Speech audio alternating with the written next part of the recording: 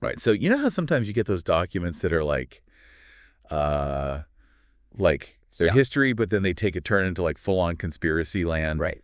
This one about the Rothschilds? Yeah. I gotta say it's one of those. It's quite the story, isn't it? It is. Starts all, like history book stuff, 18th century Germany, Uh-huh. this family building this crazy banking network across Europe.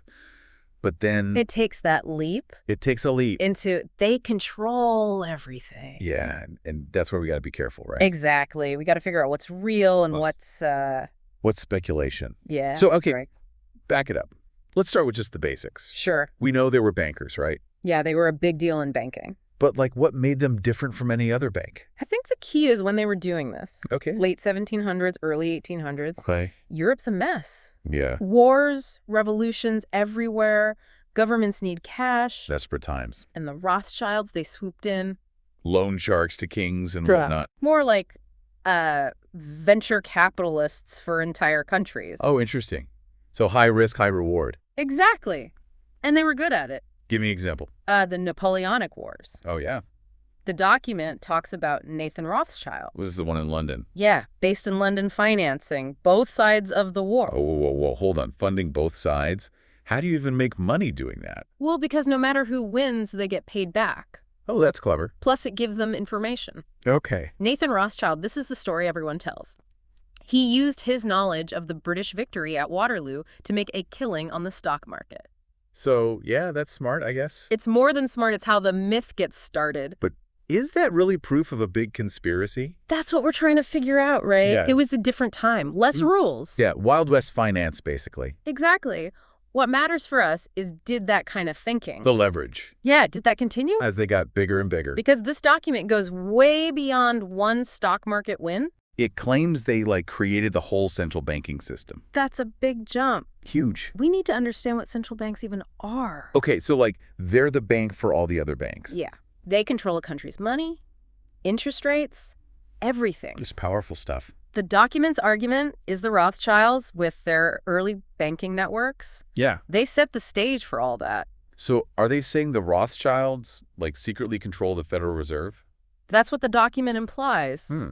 But it's more complicated than that. Central banks have lots of players. Right. The Rothschilds were important early on, Yeah. but to say they control it all now is, A stretch. yeah, But they set the stage for how money moves around the world. for sure. But this document, Yeah. it gets even wilder. Okay. It says they have a monopoly on gold. Well, they were major players in the London gold market. For how long? Decades. Starting in 1919. 1919 to... Up until fairly recently. So they were setting the price of gold. Yeah, it had a huge influence on it, yeah. But so what does that even mean for, the rest of us? Think of gold as the foundation, Oh. the financial system. Oh. It affects everything. Currency's inflation by controlling gold. What do they control? They had a lot of power. Power over everything. Whether they used it is the question. Okay, so we've got financing wars, early central banking, a grip on the gold market. It's a lot. This document says they're hoarding other stuff too, like oil. They're definitely involved in a lot of commodity markets. So they're like the real-life villains from those old James Bond movies. It's an image the document likes to push. Okay, but here's where I get lost. Okay. So they're rich, they've got connections, but how does that actually turn into power? That's the heart of what we're talking about, right? Right. How do they actually make stuff happen in the world? The document argues their money gives them leverage over governments, international organizations, even whole economies. This seems like a big jump. It is. And it's what we need to look at next.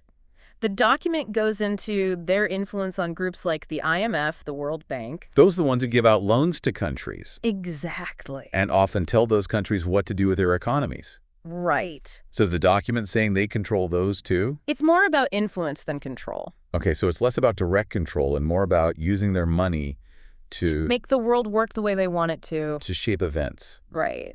But to know if that's true, we got to dig deeper. We've got a lot more to unpack, so we're back digging deeper into these Rothschild claims. Last time we got the basics right. Their rise from 18th century bankers to... Yeah, to a global financial powerhouse. Exactly. All those connections to gold, central banking, even oil. But you asked a really good question. Did I? You did. How does that wealth actually become influence? Right, because Anyone can say, Oh, they're rich, so they must be running things. but how does that actually work? Well, the document focuses on this idea of the Rothschilds' financing wars. We talked about the Napoleonic Wars. Yeah, but it goes beyond that. The Crimean War in the 1850s? Russia, Britain, France. All fighting and all needing money. So same idea. Loan to everyone, profit no matter what. It's more than just profit. These governments were desperate. Desperate times, desperate measures. And the document suggests the Rothschilds used that to their advantage. Like how? Imagine a country needing money to fight a war. Okay, I'm back. And the rate they pay isn't just interest on the loan. It's giving up some control. Maybe changing policies. Maybe giving access to resources. The Rothschilds, according to this document, Yeah. they were playing the long game. Okay, so this is starting to feel less like banking and more like Global domination. world conquest. Risky. It's a dramatic narrative, for sure. But are we just buying into the hype here? That's the thing. We need to look at the evidence. Does the document back this up? It points to historical records, letters between family members, government documents. Suggesting Their involvement wasn't just financial. they were actually involved in the wars themselves. As advisors, negotiators, intermediaries. So they weren't just writing checks and walking away. The document suggests they were shaping the course of these events. Wow. Okay, so, and this pattern continues Those are the document, yes. with international organizations like the IMF, And the World Bank. right? Those groups loan money to countries. And often tell those countries what to do. So is the document saying they control those too? It implies that their historical ties and wealth give them influence. So instead of directly controlling wars, It's about shaping the global financial system. so the rules of the game benefit them. Exactly. The document argues they created a system rigged in their favor. Okay, so I'm seeing how this all connects. From wars to global finance, it's all about leverage. But man, this is heavy stuff. Well- Doesn't it ever lighten up? Well, there is one section that's a bit more More what? sensational. Okay, I'm intrigued. Tell me more. The document spends a lot of time on the Rothschilds and secret societies. Secret societies. Like the Illuminati. Specifically, the Freemasons. Wait, the Freemasons. Those guys with the secret handshakes and symbols. It's a popular topic in conspiracy circles. I thought that was all just fantasy stuff. Well, the document claims the Rothschilds and other powerful people, Yeah. they use the Freemasons for networking, For influence. for advancing their agenda. Like a secret club for the global elite. It's a compelling image, for sure. Discussing world domination over fancy dinners. Remember, though, the Freemasons themselves. Yeah. It's a complex organization with a long history. So we can't just lump them all together. Right. What about the Rothschilds specifically? Yeah. Did the document back that up? It shows some family members were Freemasons, Okay. but saying they control the entire organization. That's a stretch. The document relies on a lot of speculation there. So more mystery than evidence. It seems that way. It plays into existing conspiracy theories. But, okay, so secret societies are fun to think about. Sure. But I'm more interested in the real world stuff. The document talks about social and political movements too. This is where it gets even more controversial. How so? It claims the Rothschilds shaped major social and political movements, Like revolutions and things. even ones that seem to go against their own interests. Why would they do that? That's a good question. The document suggests they create chaos to benefit themselves somehow. Like how? It claims they financed the Bolshevik Revolution. The communist revolution in Russia. Yes. But the Rothschilds are all about wealth and banking. Right. Why would they support a communist revolution? Yeah, exactly. And that's where the document's logic falls apart. So, no evidence for that. Not really. It seems like they're trying to fit a narrative. Cherry-picking events to make their story work. It's a possibility. We need to be careful with those kinds of claims. Just because they were powerful doesn't mean they caused everything. Right? Correlation doesn't equal causation. But this document keeps going. What else? They claim the Rothschilds control the media. That they own all the newspapers and TV stations? So everything we see and hear, Is part of their plan? it's like a classic conspiracy theory. The idea of a powerful elite controlling the flow of information. But media ownership is pretty concentrated, isn't it? It is, but there's no proof the Rothschilds are behind it. More speculation than fact. Exactly. Okay, so maybe they're not writing every news headline, Right. but this document still paints them as incredibly powerful. It definitely makes the case that they've had an impact on the world, Yeah, but how much influence they have now. and whether it's good or bad.